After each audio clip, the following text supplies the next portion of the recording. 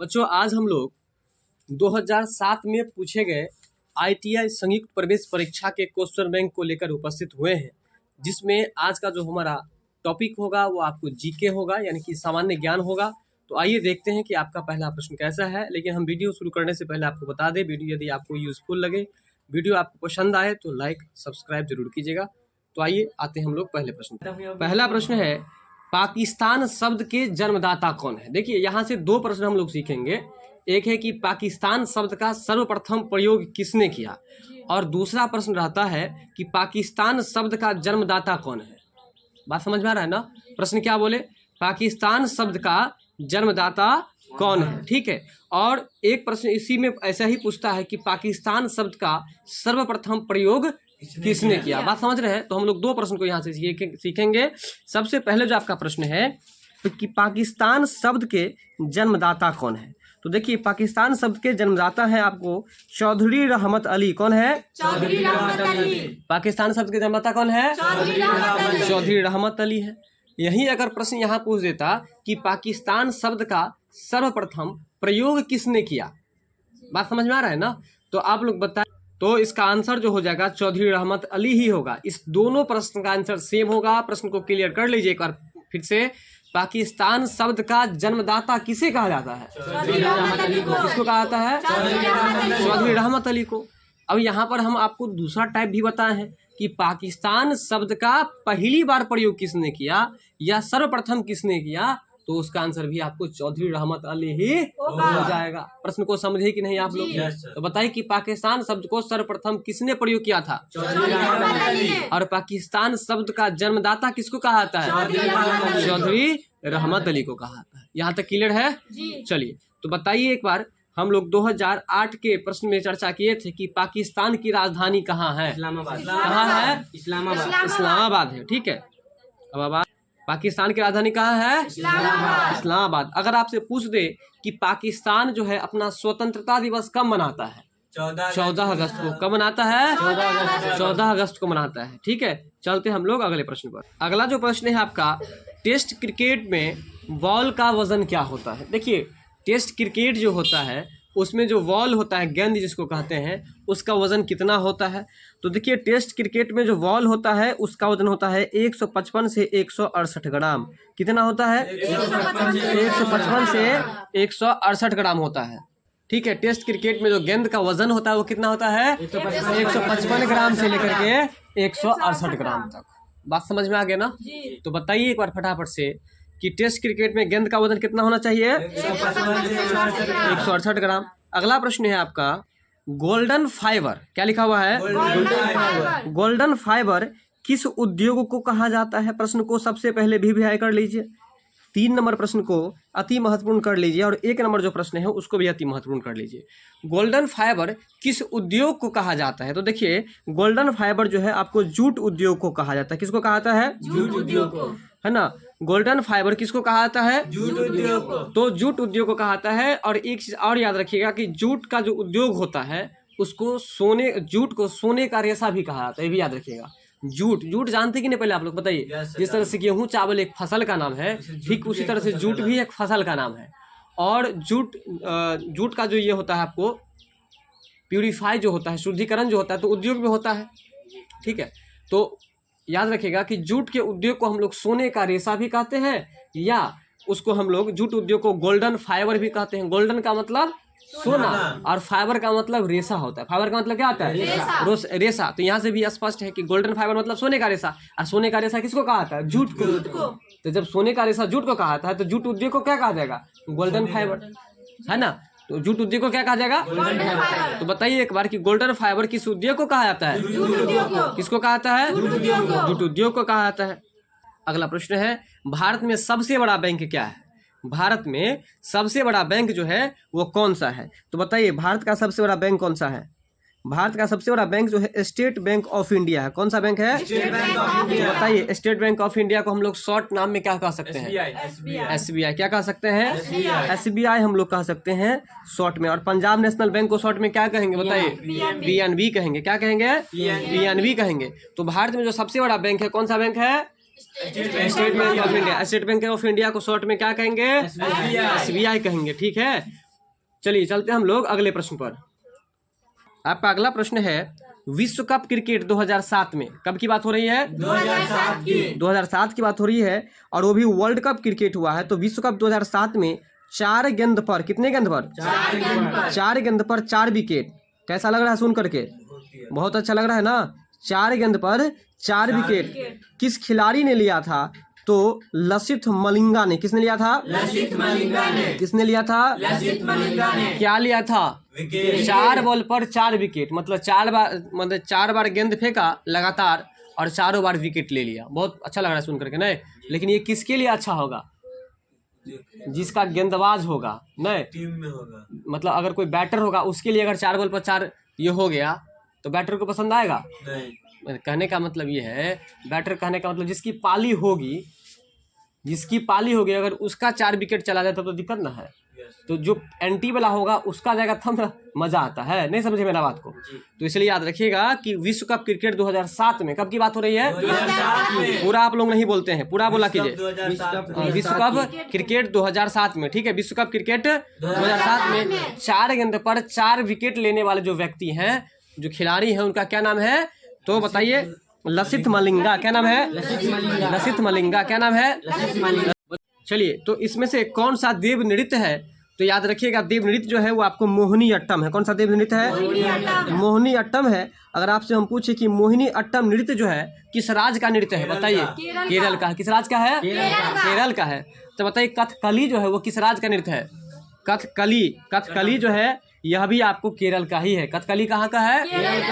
कुचिपुड़ी जो है वह कहाँ का नृत्य है? बताइए। आंध्र प्रदेश का।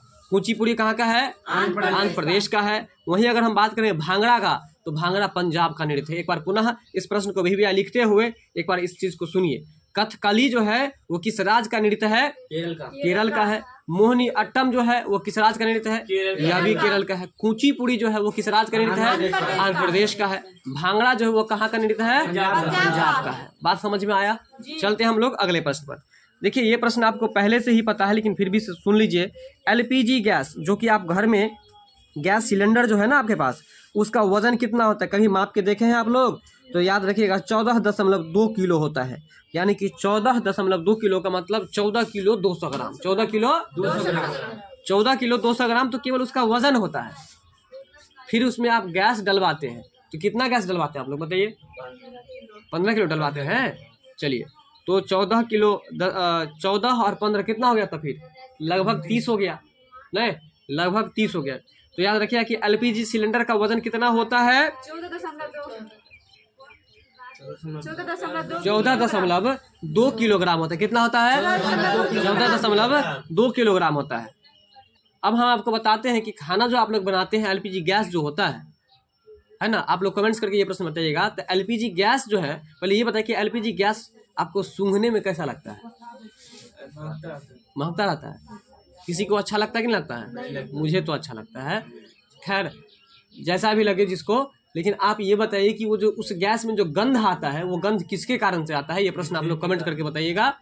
और इसके बाद जो है एलपीजी गैस जो है, एलपीजी गैस का पूरा नाम क्या है ये आप लोग को बताना है। Liquid petroleum. चलिए, एलपीजी गैस का लिक्विफाइड पेट्रोलियम गैस क्या होगा? एलपीजी गैस का पूरा नाम क्या हुआ? Liquefied petroleum gas. बोलिएगा, लिक्विफाइड पेट्रोलियम गैस। ठीक है। एलपीजी जो सिलेंडर है उसका वजन कितना होगा? 14 बिल्कुल। अगला प्रश्न है सिराजुद्दौला। कौन? सिराजुद्दौला के बाद जो है बंगाल का नवाब कौन बना? तो देखिए बंगाल का नवाब जो है सिराजुद्दौला के बाद कौन बना है? मीर जाफर बना है। कौन बना है? मीर जाफर। इस प्रश्न को भी आप लोग रिवाइज कर लीजिए। सिराजुद्दौला के बाद बंगाल की गद्दी पर कौन बैठा था? मीर जाफर बैठा था। लेकिन सिराजुद्दौला के पहले नहीं, सिराजुद्दौला के बाद है, याद रखना है आप लोग को। अगला प्रश्न है सर्वप्रथम चंद्रमा पर मानव को पहुंचाने वाला यान कौन सा था? यानी कि सबसे पहले चंद्रमा पर मानव को पहुंचाने वाला, कहाँ पर? कहाँ पर? चंद्रमा पर। चंद्रमा पर मानव को पहुंचाने वाला जो सब पहला यान था, उस यान का नाम क्या था बताइए? पहले भी पढ़ा चुके हैं, अपोलो 11। क्या नाम है? सबसे पहले चंद्रमा पर मानव पहुंचाने वाला यान जो था वो कौन सा यान था? अपोलो 11 था। अब बताएंगे कि चंद्रमा पर सबसे पहले कदम किसने रखा? Neil Armstrong. और दूसरा जो भारतीय व्यक्ति था उसका नाम क्या था? राकेश शर्मा। क्या नाम था? राकेश शर्मा। और पीछे के क्लास में हम आपको चंद्रमा से संबंधित एक प्रश्न पढ़ाए थे। बताइए, चंद्रमा पर सबसे पहले जो यान भेजा गया उसका क्या नाम था? उसका नाम चंद्रयान था। क्या नाम था? चंद्रयान। अगला प्रश्न है, और इसको तो पहले आप लोग VVI कर लीजिए। स्वतंत्र भारत के पहला गवर्नर जनरल, इसको मोस्ट VVI कीजिए आप लोग, क्योंकि ऐसे प्रश्न पूछे जाते हैं बहुत ज़्यादा और गलत भी बहुत ज़्यादा होता है। स्वतंत्र भारत के प्रथम गवर्नर जनरल कौन थे? स्वतंत्र भारत के प्रथम गवर्नर जनरल कौन थे? Lord Mountbatten. कौन थे? Lord Mountbatten. अगर यहीं पर प्रश्न ये आता कि स्वतंत्र भारत के अंतिम गवर्नर जनरल, बात समझ में आ रहा है ना, और उसमें यदि भारतीय लगा हो तो राजगोपालाचारी हो जाएगा। क्या हो जाएगा? राजगोपालाचारी। बिल्कुल। तो यहाँ पर स्वतंत्र भारत के प्रथम गवर्नर जनरल जो थे वो कौन थे? लॉर्ड माउंटबेटन थे। देखिए, स्वतंत्र भारत तो बोल रहा है, लेकिन आपको इसमें कहीं भारतीय की चर्चा नहीं है। अगर प्रश्न में कहीं भारतीय की चर्चा हो जाए तो आंख को बंद करके आप लोग सी राजगोपालाचारी लगा दीजिएगा, जो कि आप ऑप्शन ए में देख रहे हैं। और हम पहले बोल दिए कि ये प्रश्न आपको ज़्यादा पूछता है। साथ में सबसे खासियत बात यह है इस प्रश्न की कि बच्चे को गलती कराने के लिए ऑप्शन ए में दे दिया है राजगोपालाचारी, लेकिन राजगोपालाचारी कब मारना है? जब उसमें भारतीय लगा हो। तो याद रखिएगा कि स्वतंत्र भारत के प्रथम गवर्नर जनरल कौन थे? लॉर्ड माउंटबेटन थे। कौन थे? Lord Mountbatten. बिल्कुल। अब आपका अगला प्रश्न है, ग्लिम्पसेज ऑफ वर्ल्ड हिस्ट्री, बोलिएगा जरा। Glimpses of world history. Glimpses of world history, ठीक है। ग्लिम्पसेज ऑफ वर्ल्ड हिस्ट्री एक पुस्तक है। फिर से बोलेगा जरा। ग्लिम्पसेज ऑफ वर्ल्ड हिस्ट्री, यह एक पुस्तक है और इस पुस्तक के लेखक के बारे में पूछा जा रहा है कि इस पुस्तक के लेखक कौन है। तो याद रखिएगा, इस पुस्तक के लेखक जवाहरलाल नेहरू हैं। कौन है? जवाहरलाल नेहरू है। ग्लिम्पसेज ऑफ वर्ल्ड हिस्ट्री पुस्तक के लेखक कौन है? जवाहरलाल नेहरू है। बताइए पुस्तक का नाम क्या है? Glimpses of world history. क्या है पुस्तक का नाम?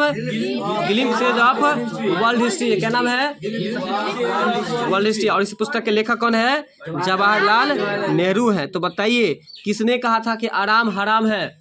जवाहरलाल नेहरू ने कहा था। किसने कहा था कि आराम हराम है? जवाहरलाल नेहरू है। बताइए, जवाहरलाल नेहरू जो है भारत के प्रधानमंत्री थे या राष्ट्रपति? प्रधानमंत्री थे। भारत के प्रथम प्रधानमंत्री जवाहरलाल नेहरू थे। इसके प्रथम राष्ट्रपति कौन थे? डॉक्टर राजेंद्र प्रसाद थे। अगला प्रश्न है कि रंगास्वामी कप जो है वो किस खेल से संबंधित है? रंगास्वामी कप किस खेल में दिया जाता है या किस खेल से संबंधित है? बात बराबर है। तो बताइए कि रंगास्वामी कप किस खेल से संबंधित है? हॉकी से। किस खेल से संबंधित है? हॉकी से। रंगास्वामी कप किस खेल से संबंधित है? हॉकी से संबंधित है। अगला प्रश्न है, दिल्ली स्थित जामा मस्जिद। दिल्ली स्थित जो जामा मस्जिद है उसका निर्माण किसने करवाया था? ठीक है, तो दिल्ली स्थित जो जामा मस्जिद है इसका निर्माण आपको शाहजहां ने करवाया था। मतलब दिल्ली में स्थित है आपको जामा मस्जिद। पहले तो ये चीज याद कीजिए आप लोग, जामा मस्जिद कहाँ पर है? दिल्ली में। और दिल्ली में जो ये स्थित है जामा मस्जिद, इसका निर्माण किनके द्वारा करवाया गया है? तो शाहजहां के द्वारा। किनके द्वारा करवाया गया है? दिल्ली स्थित जामा मस्जिद का निर्माण किसके द्वारा करवाया गया है? शाहजहां के द्वारा करवाया गया है। ठीक है, चलिए अगला प्रश्न है आपका कि विश्व प्रसिद्ध कामाख्या मंदिर। देखिए, कामाख्या मंदिर में ना जादू टोना बहुत ज्यादा होता है। याद रखिएगा, कामाख्या मंदिर में जादू टोना बहुत ज्यादा होता है, बहुत तगड़ा होता है। वहाँ पर आदमी को कुछ भी बना देता है, चिड़िया बना देगा, गेंद बना देगा, साइकिल का टायर बना देगा। बात समझ में आ रहा है? इतना खतरनाक जादू है कामाख्या मंदिर का। तो विश्व में प्रसिद्ध है ये कामाख्या मंदिर। और यह कहाँ पर स्थित है? तो गुवाहाटी में। कहाँ पर स्थित है? गुवाहाटी में। बिल्कुल, ये आपको गुवाहाटी में स्थित है। तो असम की राजधानी है, याद रखिएगा। गुवाहाटी किस राज्य की राजधानी है? असम की राजधानी है। और ये गुवाहाटी में अवस्थित है आपको कामाख्या मंदिर। कामाख्या मंदिर किस लिए फेमस है बताइए? जादू टोना के लिए। बिल्कुल। अगला प्रश्न है, सर्वोच्च न्यायालय के मुख्य न्यायाधीश। बोलिएगा जरा प्रश्न। सर्वोच्च न्यायालय के मुख्य न्यायाधीश का कार्यकाल जो है कितने वर्ष की आयु तक रहती है? सर्वोच्च न्यायालय के मुख्य न्यायाधीश का कार्यकाल कितने वर्ष की आयु तक रहती है? तो 65 वर्ष तक। कितने वर्ष की आयु तक? सर्वोच्च न्यायालय के मुख्य न्यायाधीश का कार्यकाल कितने वर्ष तक रहता है? 65 वर्ष तक। ये भी प्रश्न आप याद रखिएगा, बच्चे ज्यादा फंसते हैं, VVI कर लीजिए। सर्वोच्च न्यायालय के मुख्य न्यायाधीश का कार्यकाल आपको 65 वर्ष तक होता है। आपका अगला प्रश्न है कि संविधान के 8वीं अनुसूची में कितनी भाषाओं का उल्लेख है? बताइए आप लोग, कितनी भाषाओं का उल्लेख है? प्रश्न पहले से पढ़े थे कि नहीं पढ़े थे? पढ़े थे। संविधान के 8वीं अनुसूची में जो है 22 भाषाओं का उल्लेख किया गया है। इसके बाद अगला प्रश्न है कि इसमें से कौन कृत्रिम झील नहीं है? 17 नंबर प्रश्न को भी कीजिए। सबसे पहले आप लोग कृत्रिम झील कौन नहीं है उस पर चर्चा कर रहे हैं हम लोग। तो देखिए कृत्रिम झील कौन है उसको पहले याद कर लीजिए आप लोग, ठीक है। तो कृत्रिम झील जो है हुसैन सागर है, वेम्बनाड है और लोकटक झील है, ठीक है। वेम्बनाड जो झील जो है ये आपको केरल में है, ठीक है। लोकटक झील जो है ये आपको मणिपुर में है। पुलिकट झील जो है वो तमिलनाडु में है। वहीं अगर हम बात करें हुसैन सागर झील की, हुसैन सागर झील आपको आंध्र प्रदेश की राजधानी हैदराबाद में, कहाँ पर है? हैदराबाद में। हुसैन सागर झील कहाँ पर है? हैदराबाद में। आइए एक बार पुनः प्रश्न पर चलते हैं हम लोग। कहा कि कृत्रिम झील कौन नहीं है, तो बताइए कि कृत्रिम झील कौन नहीं है। तो पुलिकट जो है वो आपको कृत्रिम झील नहीं है। जबकि है कौन कौन सा जो कृत्रिम झील है? तो हुसैन सागर, वेम्बनाड और लोकटक झील। बताइए कि हुसैन सागर झील जो है किस राज्य में है? हैदराबाद में। हैदराबाद किस राज्य की राजधानी है? आंध्र प्रदेश की या तेलंगाना की, ठीक है। अगला बताइए कि वेम्बनाड झील कहाँ पर है? केरल में। वेम्बनाड झील कहाँ पर है? केरल में है। और लोकटक झील कहाँ पर है? लोकटक झील आपको मणिपुर में। कहाँ पर है? मणिपुर में। और पुलिकट झील कहाँ पर है? तमिलनाडु में, ठीक है। तो आप चारों झील के अवस्थिति को भी पता कर लिए हैं। तो बताइए एक बार फटाफट से कि पुलिकट झील किस राज्य में है? तमिलनाडु में। हुसैन सागर झील जो है किस राज्य में है? हैदराबाद में है। लोकटक झील कहाँ पर है? मणिपुर में। वेम्बनाड झील कहाँ पर है? केरल में। आइए अगला प्रश्न है, शब्द है टाई ब्रेकर। बोलिएगा जरा, टाई ब्रेकर। टाई ब्रेकर जो है वो किस खेल से संबंधित है? तो आपको बताना है टाई ब्रेकर किस खेल से संबंधित है। तो इनमें से सभी, यानी कि टेनिस से भी संबंधित है, फुटबॉल से भी संबंधित है और हॉकी से भी संबंधित है। बताइए टाई ब्रेकर किस खेल से संबंधित है?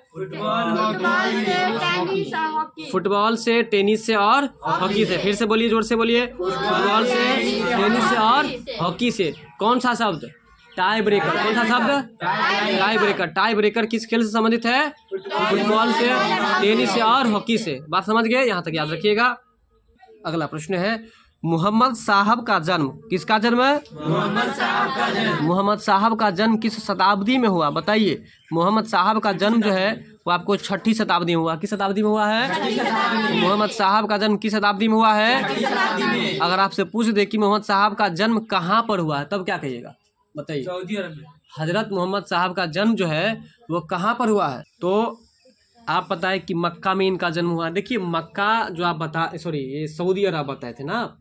सऊदी अरब जो है सो एक देश हुआ नहीं, और हम लोगों के लिए, हम लोग भारतीय हैं तो हम लोगों के लिए विदेश हुआ। बस समझ में आ रहा है।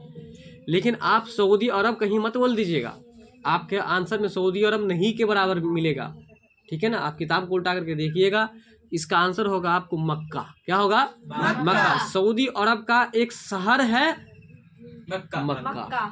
अगर आपको कोई पूछेगा कि आपका जन्म कहाँ हुआ है तो आपने गांव का नाम कहिएगा कि अपने देश का नाम कहिएगा? ये बताइए। गांव का नाम कहते हैं हम लोग, कि देश का नाम कहते हैं?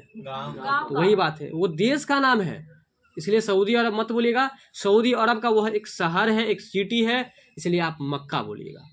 बात समझ गए यहाँ तक?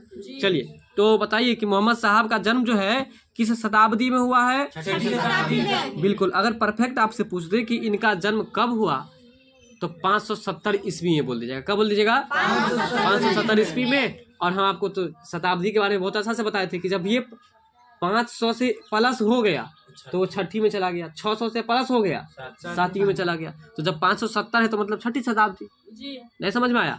तो बताइए, अब यहाँ पर 3 प्रश्न आप लोग को सिखाए हैं कि पैगंबर मोहम्मद साहब का जन्म कहाँ हुआ है? मक्का में। कहाँ हुआ है? मक्का में। अगर देश पूछ दे तो? सऊदी अरब। देश पूछ दे तो? सऊदी अरब। किस शताब्दी में हुआ है? 6ठी शताब्दी में। और परफेक्ट बताना हो तब? 570 ईस्वी में। 570 ईस्वी में। बात समझ गए ना? चलिए अब हम आपको बताते हैं, अगला प्रश्न पढ़ाइए। चलिए अब आपका अगला प्रश्न है, बिहार में सबसे अधिक कौन सा खनिज पाया जाता है? सबसे पहले इस प्रश्न को भी कर लीजिए, क्योंकि हमारा बिहार शिक्षा के क्षेत्र में तो बिल्कुल ही आगे नहीं है, विकास के क्षेत्र में बिल्कुल ही आगे नहीं है, ठीक है। कुछ चीज़ के क्षेत्र में तो आगे हुआ। तो आइए प्रश्न पर एक बार देखते हैं कि बिहार किस क्षेत्र में आगे है। बिहार सबसे अधिक कौन सा खनिज जो है बिहार में पाया जाता है? तो इनमें से सभी, यानी कि इसका राइट आंसर आपको मैंगनीज भी है, चूना पत्थर भी है और पायराइट भी है। बोलिएगा जरा, कौन कौन सा खनिज है? मैंगनीज, चूना पत्थर और पायराइट। इस तीनों खनिज को लेकर के बिहार जो है आपको आगे है। बिहार में सबसे अधिक मात्रा में आपको यह तीन खनिज जो है सो उत्पादन होता है। ठीक है ना, एक बार फिर से बताइए कि कौन कौन सा खनिज है? मैंगनीज, चूना पत्थर और पायराइट है। ठीक है, अगला प्रश्न है आपका 21 नंबर कि नरसिंह अवतार से कौन संबंधित है? तो देखिए, नरसिंह अवतार से आपको भगवान विष्णु संबंधित है। चलिए, इसके बाद जो आपका अगला प्रश्न है, कोलकाता किस नदी के किनारे स्थित है? कोलकाता जो है वो किस नदी के किनारे स्थित है? तो याद रखिएगा कि यहाँ पर हम 2 प्रश्न आपको सिखाएंगे। कोलकाता जो है हुगली नदी के किनारे स्थित है। किस नदी के किनारे स्थित है? और यदि आपको पूछ दे कि हुगली नदी जो है किस राज्य में है? कोलकाता में। और यदि पूछ दे कि हुगली नदी किस राज्य में है? पश्चिम बंगाल। तो देखिए, थोड़ा थोड़ा अंतर है, हुगली और हुगली। क्या चीज में अंतर है? हुगली और हुबली। हुगली नदी कहेगा तो कोलकाता में, और हुबली नदी कहेगा तो कर्नाटक में। हुगली नदी कहेगा तो और हुगली नदी कहेगा तो कोलकाता में। तो याद रखिए कि कोलकाता किस नदी के किनारे बसा हुआ है? हुगली नदी के किनारे। और हुबली जो है, हुबली नदी, वो किस राज्य में है? कर्नाटक में है। बात समझ में आ रहा है ना? ठीक है, तो कोलकाता के बारे में एक चीज और सुन लीजिए, उसको गरीबों का शहर कहा जाता है। कोलकाता का एक खासियत है कि बहुत कम पैसों में आप अच्छा से अच्छा खाना खा सकते हैं। चलिए अगले प्रश्न में चलते हैं। तमिलनाडु में स्थित नटराज की मूर्ति, अभी इस प्रश्न पर हम चर्चा कर दिए थे कि भगवान महादेव अपनी पत्नी को नटवा का वेश पकड़ करके नाच दिखा देते हैं, और ये प्रश्न भी आ गया। तो ये भी एक प्रूफ है, ये भी एक प्रूफ है। और इसको सुन लीजिए आप लोग ध्यान से कि तमिलनाडु में ये चीज़ है। भारत के दक्षिणतम एरिया में, भारत के दक्षिणतम एरिया में तमिलनाडु में स्थित नटराज की मूर्ति किसको समर्पित है? तो याद रखिएगा, नटराज की मूर्ति किसको समर्पित है? भगवान शिव को। कहानी से कुछ फायदा हुआ कि नहीं हुआ? चलिए, तो बताइए कि नरसिंह किनका रूप है? विष्णु भगवान का। भगवान विष्णु का है। और नटराज किनका रूप है? भगवान शिव का है। आइए अगला प्रश्न है कि मौलिक अधिकारों का हनन। अब जैसे आप लोग अभी स्कूल में जा रहे हैं नामांकन करवाने के लिए, या आपका जो है हॉस्पिटल, सदर अस्पताल में आप जा रहे हैं जो है सो ये अस्पताल में इलाज करवाने के लिए, लेकिन यदि आपको आपके अधिकार से कोई वंचित कर दिया तो इसका मतलब आपका जो मौलिक अधिकार था उसको वह वंचित कर दिया, छीन लिया। और जब मौलिक अधिकार कोई छीन लेगा तो आप जो है सो इसको क्या कर सकते हैं? इसको आप जो है सो आगे न्यायालय में जा सकते हैं, कोर्ट जाइए और आप उस पर केस कर दीजिए कि मेरा अधिकार ये छीन लिया। बात समझ में आ रहा है? तो इसलिए मौलिक अधिकार कितने हैं पहले ये बताइए आप लोग। मौलिक अधिकार 6 गो है। मौलिक अधिकार क्या गो है? 6 गो है। बात समझ में आ रहा है? इसमें से एक जो अधिकार था संपत्ति का अधिकार, उसको हटा दिया गया है। संपत्ति का अधिकार को हटा दिया गया है। तो देखिए प्रश्न पर आइए, और हम जो बोले वही आंसर भी है जबकि हम देखे भी नहीं थे। तो आइए प्रश्न पर कि मौलिक अधिकारों का यदि कोई हनन करेगा तो आप इसके लिए कहां पर अपील करेंगे? तो हाई कोर्ट में या सुप्रीम कोर्ट में? कहां पर अपील करेंगे? हाई कोर्ट में या सुप्रीम कोर्ट में। आइए अगला प्रश्न है, सौर मंडल से संबंधित है। तो सबसे पहले मुझे आप लोग ये बताइए कि सौर मंडल का खोज किसने किया? बताइए, कमेंट्स करके बताइएगा आप लोग कि सौर मंडल का खोज किसने किया है। सौर मंडल का जो सबसे गर्म ग्रह है वो कौन सा ग्रह है? देखिए, सबसे गर्म ग्रह या सबसे चमकीला ग्रह कहे तो शुक्र ग्रह हो जाएगा। कौन सा ग्रह हो जाएगा? तो बताइए कि शुक्र ग्रह को अंग्रेजी में क्या कहते हैं? आप बताइए। वीनस कहते हैं। क्या कहते हैं? वीनस कहते हैं। बताइए कि बुध को अंग्रेजी में क्या कहते हैं? हम कल के क्लास में बताए थे आप लोग को, मरकरी कहते हैं। क्या कहते हैं? मरकरी। और मंगल ग्रह को हम अंग्रेजी में क्या कहते हैं? मार्स कहते हैं। प्लूटो को क्या कहते हैं? प्लूटो ही कहते हैं। बात समझ में आ रहा है ना? तो सौर मंडल का जो सबसे गर्म ग्रह है वह आपको कौन सा ग्रह है? शुक्र ग्रह है। आइए अगला प्रश्न है, योग दर्शन के प्रतिपादक कौन है? ठीक है ना, योग दर्शन के जो सिद्धांत दिए थे उनका नाम है आपको पतंजलि। बताइए, ये भी प्रश्न आप गलत करके आ गए थे, है कि नहीं? आपको बोल रहे हैं योग दर्शन के जो प्रतिपादक थे वो कौन थे? पतंजलि थे। और इस प्रश्न को भी आप गलत करके आ गए थे। तो योग दर्शन के प्रतिपादक याद रखिएगा आपको पतंजलि हैं। वही अगर हम बात करें शंकराचार्य के द्वारा कौन सा दर्शन का प्रतिपादन किया गया तो अद्वैतवाद। कौन सा? अद्वैतवाद। ठीक है। भगवान बुद्ध के द्वारा, गौतम बुद्ध के द्वारा बताइए बौद्ध धर्म की स्थापना किया गया। किसकी स्थापना किया गया है? बौद्ध धर्म का। चलिए अगला प्रश्न है, नालंदा का मुख्यालय कहाँ पर है? नालंदा जिला है जो कि बिहार राज्य का एक जिला है, और नालंदा का जो मुख्यालय है वो आपको बिहार शरीफ में है। कहाँ पर है? नालंदा का जो मुख्यालय है कहाँ पर है? बिहार शरीफ में। तो बताइए आप लोग प्रश्न कि नालंदा विश्वविद्यालय को स्थापना किसने किया था? कुमार गुप्त ने। किसने किया था? और नालंदा विश्वविद्यालय को ध्वस्त किसने किया था? बख्तियार खिलजी ने किया था। किसने किया था? बख्तियार खिलजी ने किया था। बात समझ रहे हैं ना? अगला प्रश्न है, ध्यानचंद ट्रॉफी, बोलिएगा जरा। क्या नाम है ट्रॉफी का? ध्यानचंद ट्रॉफी है। और ध्यानचंद ट्रॉफी जो है वो किस खेल से संबंधित है? तो ये आपको हॉकी से संबंधित। किससे संबंधित है? ध्यानचंद ट्रॉफी किस खेल से संबंधित है? हॉकी से संबंधित है। बात समझ में आया कुछ? अगला प्रश्न है आपका अति महत्वपूर्ण, जो कि VVI कर लीजिए। संविधान सभा के अस्थायी अध्यक्ष, देखिए जब अस्थायी प्रश्न पूछ दे तो उसका आंसर डॉक्टर राजेंद्र प्रसाद मारिएगा, या नहीं तो सीधे संविधान सभा का अध्यक्ष पूछ दे। हम क्या बोल रहे हैं, हमारे बातों को टाइप कीजिए अपने माइंड में। अगर पूछ दे कि संविधान सभा के अध्यक्ष पूछ दे या अस्थायी पूछ दे तो दोनों का आंसर राजेंद्र प्रसाद हो जाएगा।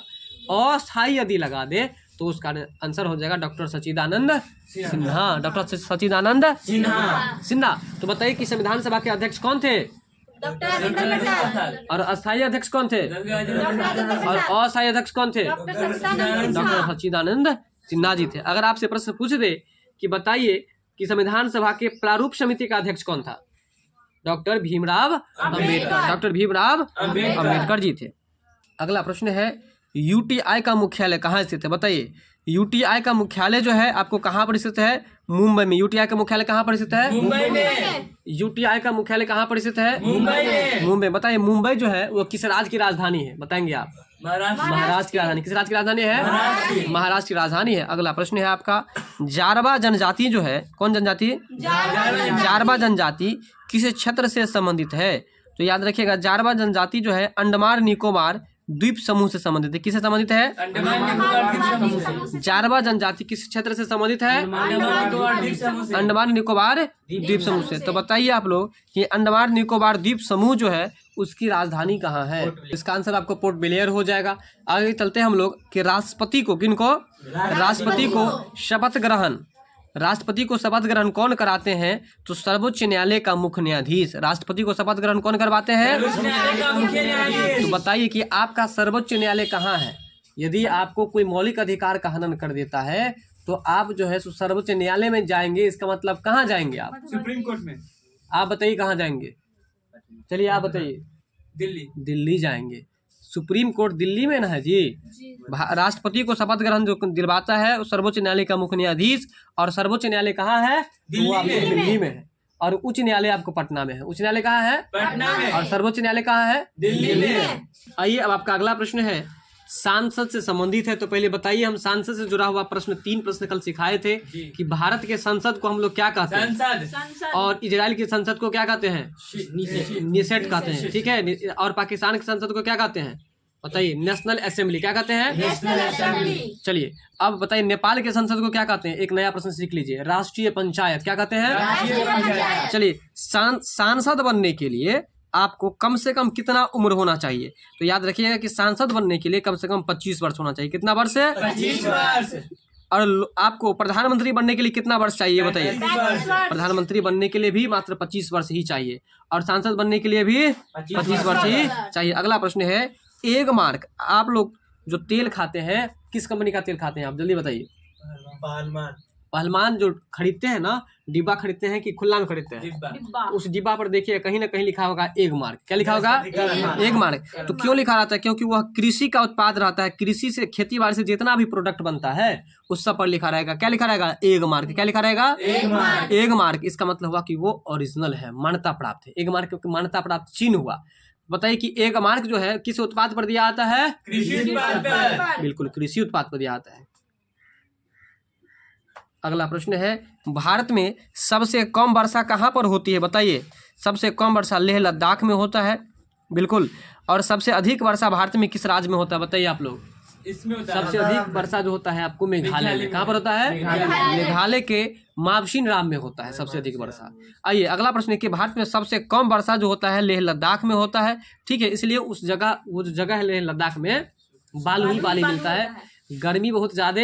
और ये आपको जो है वहाँ का जो पेड़ पौधा होता है ना, मान लीजिए कि 3-4 महीना का बच्चा सब जितना बड़ा होता है उतना बड़ा पेड़ पौधा, उससे मतलब उससे थोड़ा सा बड़ा, जितना बड़ी ये बच्ची है उतना बड़ा पेड़, पर इससे ज्यादा बड़ा पेड़ भी नहीं मिलेगा आपको। बात समझ में आ रहा है? अगला आपका प्रश्न है कि भारतीय राष्ट्रीय कांग्रेस के संस्थापक कौन थे? तो भारतीय राष्ट्रीय कांग्रेस के संस्थापक थे आपको डॉक्टर A.O. ह्यूम। कौन थे? Doctor A.O. ह्यूम जो थे वो आपको भारतीय राष्ट्रीय कांग्रेस के संस्थापक थे। वहीं अगर आपसे पूछ दे कि भारतीय राष्ट्रीय कांग्रेस के महिला अध्यक्ष कौन थे, तो याद रखिएगा महिला अध्यक्ष थे एनी बेसेंट। कौन थे? Annie Besant. अगर पूछ दे मुस्लिम अध्यक्ष कौन था, तो याद रखिएगा बदरुद्दीन तैयब जी। कौन थे? बदरुद्दीन तैयब जी। अगर पूछ दे कि भारतीय राष्ट्रीय कांग्रेस की स्थापना कब हुई? 1885 ईस्वी में। और कहाँ हुई? बम्बई में। कहाँ हुई? बम्बई में हुई। अब आपका अगला प्रश्न है कि विश्व का सबसे छोटा देश कौन सा है? बताइए। विश्व का सबसे छोटा देश जो है वो वेटिकन सिटी है। कौन सा देश है? Vatican city. विश्व का सबसे छोटा देश जो है उसका नाम आपको वेटिकन सिटी है।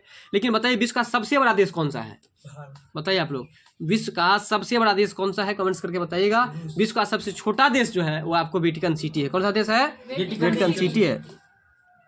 ठीक है, तो विश्व का सबसे बड़ा देश जो है वो आपको रूस है। और याद रखिएगा कि क्षेत्रफल के हिसाब से है। किसके हिसाब से है? क्षेत्रफल के हिसाब से आपको सबसे बड़ा देश जो है वो आपको रूस है। ठीक है, और अगर हम बात करें जनसंख्या के हिसाब से यदि कोई पूछे तब क्या बताएगा? तो आप चीन बताइएगा। क्या बताइएगा? चीन बताइएगा। अगला है कि विश्व का सबसे छोटा देश कौन सा है? तो वेटिकन सिटी है, तो आप समझ ही गए हैं। इसके बाद है आपका अगला प्रश्न कि प्रेमचंद के बचपन का क्या नाम है? प्रेमचंद के, मुंशी प्रेमचंद जी है ना, उनके बचपन का क्या नाम है? तो उनके बचपन का नाम है आपको धनपत राय। क्या नाम है? प्रेमचंद के बचपन का क्या नाम है? धनपत राय नाम है। इसके बाद आपका अगला प्रश्न है, तो बताइए ऑप्शन में आप देख रहे हैं, ऑप्शन में देख रहे हैं सिद्धार्थ जो है, तो सिद्धार्थ किनके बचपन का नाम है? गौतम बुद्ध के बचपन का नाम है। यहाँ तक समझ में आ गया ना? तो बताइए कि मुंशी प्रेमचंद के बचपन का क्या नाम है? आप लोग कमेंट्स करके बताइएगा कि रानी लक्ष्मीबाई के बचपन का क्या नाम था। अगला प्रश्न है कि पुरी में, पुरी की चर्चा हम पीछे क्लास में किए थे और बताए थे कि पुरी जो है, जो कि आपको उड़ीसा को कहा जाता है पुरी, और पुरी का जो जगन्नाथ मंदिर है इसका निर्माण किसने किया, ये आप लोग कमेंट्स करके मुझे बताइएगा। ठीक है, और वहाँ के मंदिर की एक खासियत ये बताए थे कि वहाँ पर डेली जो है उसके गुम्बद पर का जो झंडा होता है वो डेली चेंज होता है। बात समझ में आ रहा है ना? चलिए, तो पुरी में जो एक त्योहार है, पुरी कहाँ पर है? उड़ीसा में। तो पुरी में जो एक त्योहार है, त्योहार के अवसर पर क्या निकलता है? जैसे फिलहाल में आप देखे थे कि रामनवमी के अवसर पर यहाँ पर क्या निकलता है? कलश यात्रा, जुलूस निकलता है। ठीक है, उसी तरह से पुरी में जो एक त्योहार मनाया जाता है, उस त्योहार के अवसर पर कौन सा यात्रा निकलता है? रथ यात्रा या पैदल यात्रा? बताइए आप लोग। रथ यात्रा निकलता है। तो ये याद रखिएगा कि पुरी में जो त्योहार के अवसर पर निकलता है वो आपको रथ यात्रा रहता है। ठीक है, अगला प्रश्न है कि भोलू गार्ड के साथ, किसके साथ? भोलू गार्ड के हाथ, साथ नहीं है, भोलू गार्ड के हाथ में प्रतीक चिन्ह क्या रहता है? भोलू गार्ड के हाथ में प्रतीक चिन्ह क्या रहता है? तो लालटेन रहता है। क्या रहता है? लालटेन। आइए, तो भोलू गार्ड के बारे में जरा हम याद रखते हैं। भोलू गार्ड के हाथ में जो है तो आपको कौन सा प्रतीक चिन्ह रहता है? तो लालटेन रहता है। ठीक है, तो बताइए आप लोग कि लालटेन जो है वो किस पार्टी का चुनाव चिन्ह है? आरजेडी यानी कि राष्ट्रीय जनता दल का। ठीक है ना, राष्ट्रीय जनता दल का चुनाव चिन्ह जो है वो आपको क्या है? लालटेन है। अगर आपसे पूछे कि कांग्रेस का चुनाव चिन्ह क्या है, तब क्या बताइएगा? पंजा। क्या है? पंजा। हाथ साफ भी बोल सकते हैं लेकिन पंजा बोलेगा। ठीक है, अगला प्रश्न है चीनी यात्री फाहियान से जुड़ा हुआ प्रश्न है। ये प्रश्न आप लोग कितनी बार पढ़े होंगे? चीनी यात्री फाहियान जो है किसके दरबार में आए थे? तो बताइए, चंद्रगुप्त द्वितीय के दरबार में। किसके दरबार में आए थे? चीनी यात्री फाहियान किन के दरबार में आए थे? चंद्रगुप्त द्वितीय के दरबार में आए थे। इसके बाद आपका अगला प्रश्न है किसे भारत रत्न पुरस्कार से पुरस्कारित किया गया है? तो भारत रत्न का पुरस्कार जो मिला है किनको? GRD टाटा को। किसको मिला है? GRD टाटा को भारत रत्न का पुरस्कार मिला है। बात समझ में आ रहा है ना? भारत रत्न का पुरस्कार किसे मिला है? GRD टाटा को मिला है। इसके बाद जो आपका अगला प्रश्न है अगला प्रश्न है कि 5 सितंबर को किसके स्मृति में यानी कि किनके याद में आप मनाते हैं? तो 5 सितंबर को किसके स्मृति के रूप में आप मनाते हैं? तो आप यहाँ देख रहे हैं, तो ये जो है इनका नाम है आपको सर्वपल्ली राधा कृष्णन। क्या नाम है? 5 सितंबर को आप लोग शिक्षक दिवस के रूप में मनाते हैं, लेकिन शिक्षक दिवस के रूप में जो मनाते हैं किनके स्मृति में, किनके याद में? तो डॉक्टर सर्वपल्ली राधाकृष्णन के याद में। और ये सर्वपल्ली राधाकृष्णन जो है आपको राष्ट्रपति भी रहे हैं भारत देश के। बात समझ में आ रहा है? ये भी याद रखिएगा। अगला प्रश्न है, चलिए अब आपको हम एक बात और बता दें सर्वपल्ली राधाकृष्णन के बारे में। ये तो आपको बता ही दिए कि भारत के राष्ट्रपति जो है वो आपको रहे हैं, लेकिन कब रहे हैं वो भी सुन लीजिए। तो 13 मई 1962 से शुरू हुआ उनका राष्ट्रपति का कार्यकाल, और इसके बाद मई के महीना में ही आपको जो 1967 में उनका कार्यकाल समाप्त हो गया। तो याद रखिएगा कि 1962 से 1967 के बीच तक रहे हैं कौन? डॉक्टर सर्वपल्ली राधाकृष्णन भारत के राष्ट्रपति के रूप में पद पर आसीन रहे हैं। अगर आपसे पूछे कि डॉक्टर सर्वपल्ली राधाकृष्णन जो है भारत के राष्ट्रपति कब रहे? 13 मई 1962 से लेकर के 13 मई 1967 ईस्वी तक वह राष्ट्रपति के रूप में आसीन रहे थे। अगला प्रश्न है, आचार्य विनोबा भावे ने विश्व प्रसिद्ध भूदान आंदोलन कौन सा आंदोलन? भूदान आंदोलन का आरंभ कहाँ से किया था? देखिए इस प्रश्न में केवल इतना याद रखिएगा, विशेष बात कुछ भी नहीं याद रखना है। यहाँ 2 बात याद रखिएगा। सबसे पहले कि भूदान आंदोलन से संबंधित व्यक्ति जो है वो विनोबा भावे है। तो यहाँ पर ये याद रखिएगा कि भूदान आंदोलन के प्रणेता कौन है? आचार्य विनोबा भावे। कौन है? एक्टिव होइए थोड़ा ठीक से। भूदान आंदोलन के जो प्रणेता है वो कौन है? आचार्य विनोबा भावे है। अब ये याद रखिएगा कि विनोबा भावे जी भूदान आंदोलन का शुरुआत कहाँ से किए थे? तो आपको तेलंगाना से किए थे। कहाँ से किए थे? तेलंगाना से किए थे। कहाँ से किए थे? तो बताएंगे, आज पढ़ा है कि तेलंगाना की राजधानी कहाँ है? हैदराबाद। और आंध्र प्रदेश की राजधानी कहाँ है? वो भी आपको हैदराबाद ही है। अगला प्रश्न है, निम्न में से किस राज्य में प्रत्यावर्ती मानसून का अधिक प्रभाव होता है? प्रश्न समझिए, नया प्रश्न है। प्रत्यावर्ती मानसून का अधिक प्रभाव जो रहता है वो किस राज्य में रहता है? तमिलनाडु में। कहाँ पे रहता है? किस राज्य में प्रत्यावर्ती मानसून का अधिक प्रभाव होता है? तो तमिलनाडु में। किस राज्य में प्रत्यावर्ती मानसून का अधिक प्रभाव होता है? तो बताइए कि तमिलनाडु की राजधानी कहाँ है? चेन्नई। कहाँ है? चेन्नई। बताइए उड़ीसा की राजधानी कहाँ है? उड़ीसा की राजधानी कहाँ है? भुवनेश्वर। पश्चिम बंगाल की राजधानी कहाँ है? और पंजाब की राजधानी कहाँ है? हरियाणा। आप पंजाब के एक नृत्य का नाम बताइए। पंजाब के एक नृत्य का नाम बताइए, आप बताइए। और आप लोग भांगड़ा। कौन सा नृत्य है? भांगड़ा। और पंजाब की राजधानी कहाँ है? चंडीगढ़। और हरियाणा की राजधानी कहाँ है? याद रखिएगा, पंजाब की राजधानी और हरियाणा दोनों की राजधानी चंडीगढ़ ही है। और एक चीज और याद रखना है, पंजाब का कोर्ट मतलब उच्च न्यायालय और हरियाणा का कोर्ट, दोनों का कोर्ट भी आपको चंडीगढ़ में ही है। बात समझ में आया? तो बता दीजिए एक बार फटाफट से, यदि आपके कोई मौलिक अधिकार को हनन करेगा तो आप किस कोर्ट में जाएंगे? सर्वोच्च न्यायालय में जाएंगे। आप कहाँ पर जाएंगे? सर्वोच्च न्यायालय में जाएंगे। ठीक है, और साथ में उच्च न्यायालय में भी जाएंगे, ये भी याद रखिएगा। उच्च न्यायालय और सर्वोच्च न्यायालय दोनों में जाएंगे। ठीक है, चलिए अगला प्रश्न है कि हीनयान और महायान किस धर्म के 2 भाग हैं? तो बौद्ध धर्म के 2 भाग हैं। हीनयान और महायान किस धर्म के 2 भाग हैं? बिल्कुल, हीनयान और महायान जो है बौद्ध धर्म के 2 भाग हैं। 2 भागों में बट गया था। एक का नाम रखा गया हीनयान और दूसरे का नाम महायान। तो बताइए कि जैन धर्म जब 2 भागों में बटा तो कौन कौन सा था? श्वेतांबर और दिगंबर। श्वेतांबर जो था वो आपको श्वेत वस्त्र धारण करता था। दिगंबर जो था वो नग्न रूप में रहता था। बात समझ में आ रहा है ना?